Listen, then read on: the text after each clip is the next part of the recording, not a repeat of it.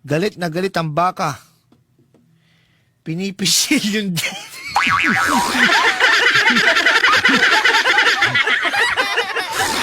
Nagagalit daw yung kalabaw.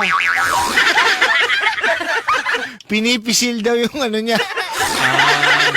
At doon na nagsimula ang fresh milk.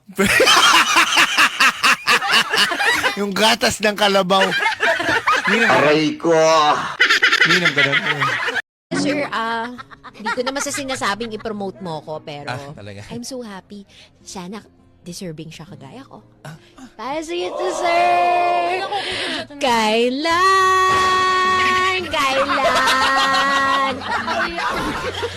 Kailan mo ba ako ipopromote? Nagkakilala. Ano, sir? Kailan? Sir, di na may sunog! Ayan, tingnan mo yung score ko. Lalabas na yung score ko. Ayan na yung score ko, baka nyo. You're a winner! Ang taas ang score mo Sabi ko sa inyo. Ganito na lang. Pero, yun nga, naisip ko lang. EENT kasi. Anyway, yun nga. Mga bagay So, na anong grado ng tenga mo? 2030.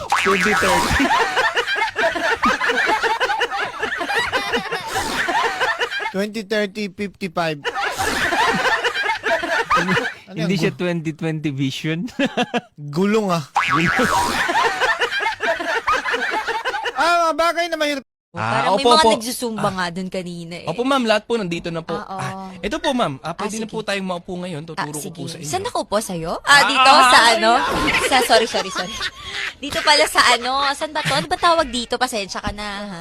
Alam ko lang upuan. Basta upuan. Nalimutan ko din tawag eh. Gusto mo upo po kayo. Ito po. Hawakan niyo po ito. Okay. Alin ang hawakan ko? Ito pong Yung barbell. matigas? Okay. Ayan. Kaya niyo po ba itong ganito Ang kabigat? bigat naman yan. 2 kilos lang po ito. Okay. Sige, okay lang.